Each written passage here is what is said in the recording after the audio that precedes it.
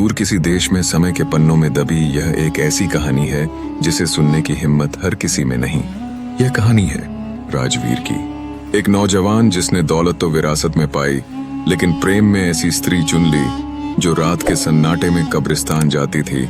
जब उसे पता चला कि वह खूबसूरत लड़की क्या है, तो राजवीर ने जो किया वह जानकर आप हैरान रह जाएंगे।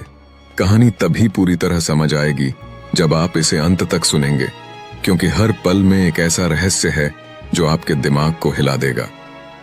कहानी है प्रेम, भ्रम और उस सच्चाई की जो इंसानी समझ से परे थी। कहानी शुरू होती है एक सुंदर, भले और धनी युवक राजवीर से एक छोटे से गांव रामपुर में, जहां शाम ढलते ही कोहरा छा जाता था और रातें रहस्यों से भरी होती थीं। एक युवक रहता था जिसका नाम था राजवीर। राजवीर एक साधारण किसान का बेटा था, लेकिन उसके पास गांव की सबसे ज्यादा जमीन थी जो उसे विरासत में मिली थी। वह गांव का सबसे योग्य और नेक दिल युवक माना जाता था। एक दिन गांव के मेले में उसकी नजर पड़ी एक बेहद खूबसूरत लड़की पर। उसका नाम था लीलावती। उसकी आंखें इतनी गहरी थीं कि लगता था वे रात के रहस्य छिपाए हुए हैं, और उसकी मुस्कान इतनी मोहक कि कोई भी उससे नजरें नहीं हटा सकता। राजवीर को लगा कि यह लड़की उसके जीवन की रोशनी बन सकती है। उसने सोचा, शायद भाग्य ने मुझे ऐसा साथी दिया है जो मेरी जिंदगी को स्वर्ग बना देगी। जल्द ही दोनों की शादी हो गई। गांव वाले खुश थे, लेकिन शादी के पहले ही दिन राजवीर को कुछ अजीब लगा।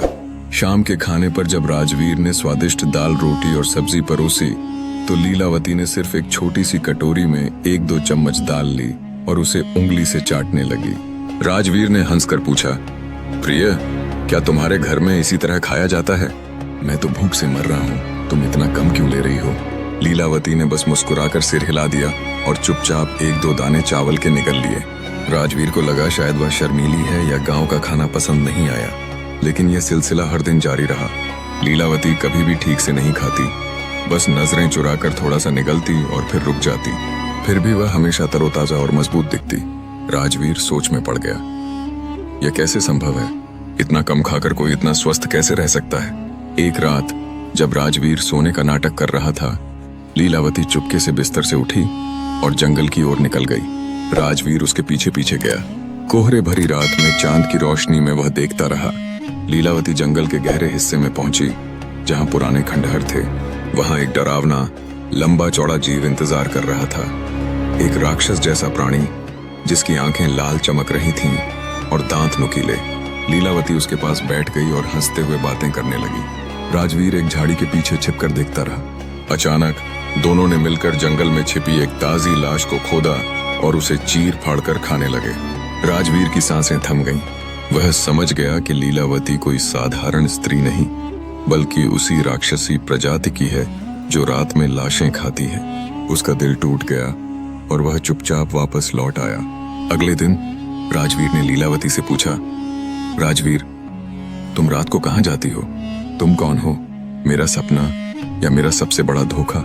लीलावती, सपने हमेशा टूटते हैं राजवीर, और धोखा वही खाता है जो आंखें बंद करके भरोसा करता है। क्या तुम्हें मुझ पर भरोसा नहीं? लेकिन राजवीर अब सच्चाई जान चुका था। उसने गांव के बुद्धिमान बुजुर्ग से सलाह ली और फैसला किया कि वह इस भ्रम से निकलेगा।